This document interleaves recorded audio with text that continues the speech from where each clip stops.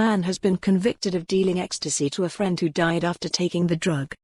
Regan Gemmell, 20, gave Ricky Lindsay the pills at a flat in Glasgow's Maryhill last November. The 18-year-old, who had been out earlier watching a Rangers match on TV, later took ill. Paramedics rushed to the flat, but Ricky never recovered. Gemmell denied dealing the tablets during a trial at Glasgow Sheriff Court. The security worker insisted Ricky and other friend had stolen the drugs from him.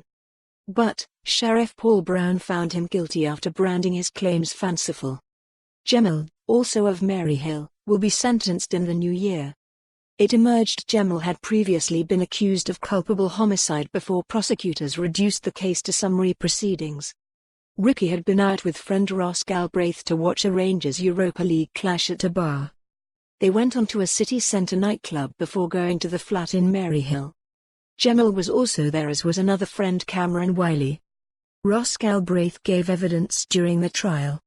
Prosecutor Shona Howie put his police statement to the 21-year-old. In it, he said, "When we were back at my flat, Ricky took ecstasy. I did not see the tablets, nor did I see him take them.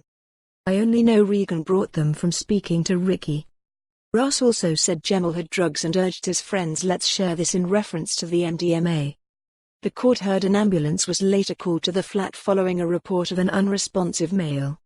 Fiscal Miss Howie asked Ross, why did they attend? He replied, "Ricky was not breathing." The teenager failed to recover and died later that day. Gemmell told the court he had on him that night 10 ecstasy tablets as well as a gram of powdered MDMA. But, he claimed they were just for personal use. Asked by Miss Howie if his friends had instead stolen the drugs from him, he replied, "Yes." Quizzed further about the pills, Gemmell said he did not want to turn up at the flat empty-handed. The first offender was convicted of supplying ecstasy to Ricky, Ross, and Cameron Wiley. Sheriff Brown told him, "I did not believe your evidence and it was fanciful. I am satisfied beyond reasonable doubt and I find you guilty of the charge."